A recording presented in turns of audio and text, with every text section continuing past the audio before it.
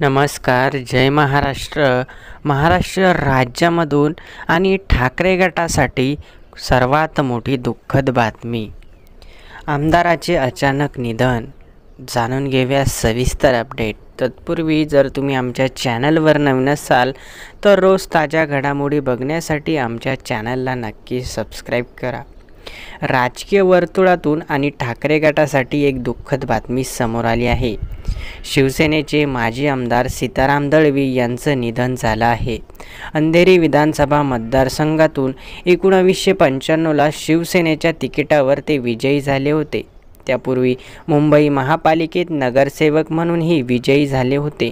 शिवसेना प्रमुख बाळासाहेब ठाकरे यांच्यासोबत काम केलेल्या निष्ठावंत शिवसैनिकांपैकी ते एक होते.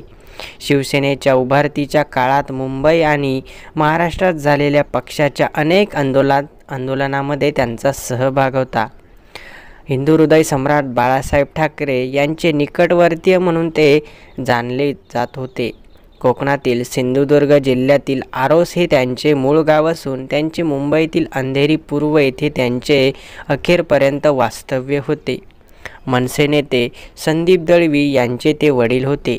त्यांच्या पश्चात पत्नी, मुलगा संदीप, मुलगी आणि प्रतिमा, आशिष शेलार, सुना, नातवंडे असा परिवार आहे. आज संध्याकाळी 6 वाजता अंधेरीतील राहत्या घरातून त्यांची अंत्ययात्रा निघेल. आशिष शेलार हे त्यांचे जावई आहेत. ते सध्या भाजपमध्ये आहेत आणि त्यांचा मुलगा मनसेमध्ये आहे.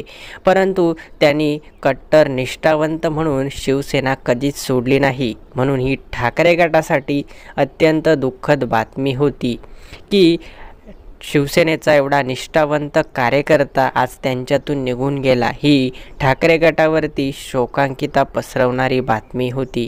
त्यांना कमेंट्स बॉक्समध्ये आपण सर्वजण भावपूर्ण श्रद्धांजली वाहूया. धन्यवाद.